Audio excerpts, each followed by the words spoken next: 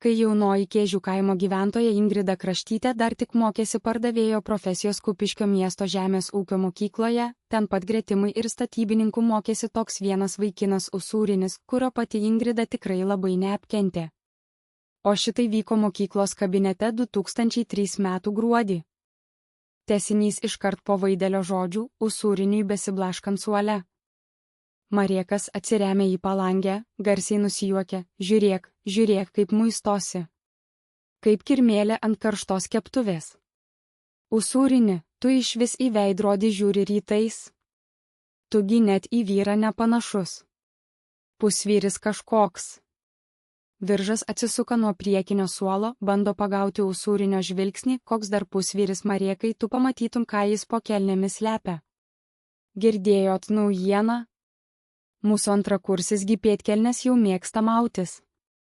Moteriškas kaproninės. Gal dar ir sijoną namie užsidedi, o kumštytę? Rėmas prieina arčiau Usūrinio suolo, trinkteli ranką į stalą, rimtai? Pėdkelnes? Fublet, ligonis. Tai tu dėl to žiemą visada su ilgais rūbais vaikštai, kad nesimatytų. Klasės gėda tu esi konkreti gėda. Su tokiu vienam suole sėdėt baisu, dar kuo nors užkrėsi. Dėl to visada vieną savo suolę ir rioksai. Saulys pajutęs palaikymą tęsia, tai aišku, kad slepia. Todėl ir ranką drožia pastoviai, nes jokia pana į jo pusę net nežiūri. Antras mūsų mokslų kursas, o ans vis dar nieko neturėjęs. Nė pirmo net karto. Net laižės nėra. Kam jam pana, jei pats kaip boba jaučiasi? Tu tuoj verkti pradėsi, Usūrini? Pažiūrėkit, akys jau raudonuoja. Usūrinis susigūžęs, bet vis tiek piktų savo balsu, turėjau ar neturėjau.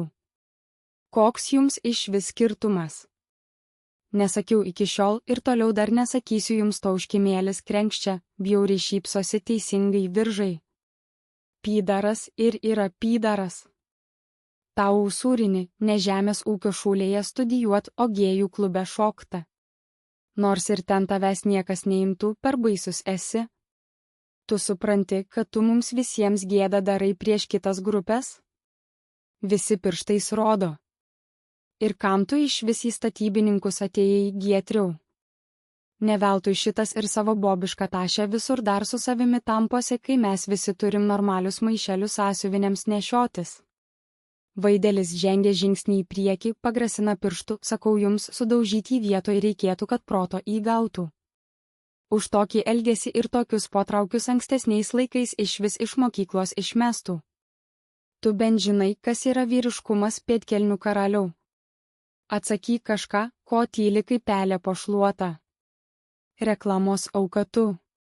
Usūrinis dar labiau susigūžia, žiūri į stalą, rankomis spaudžia sąsiuvinį, bando ignoruoti aplinką, bet jo rankos dreba.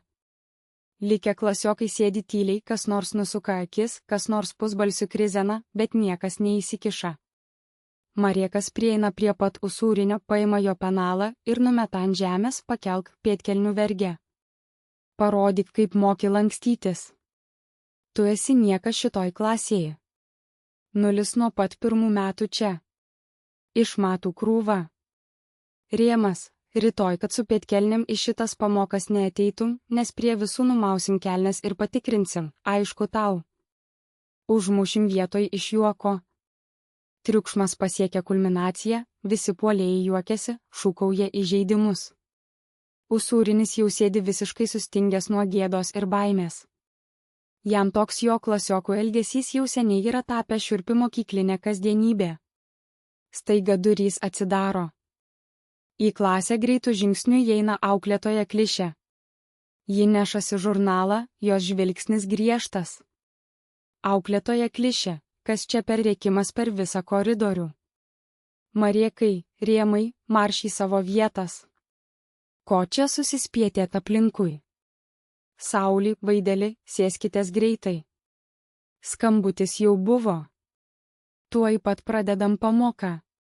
Erzelis akimirksniu nutyla. Agresoriai supa juoką veiduose, bet neskubėdami įsiskirsto į savo suolus.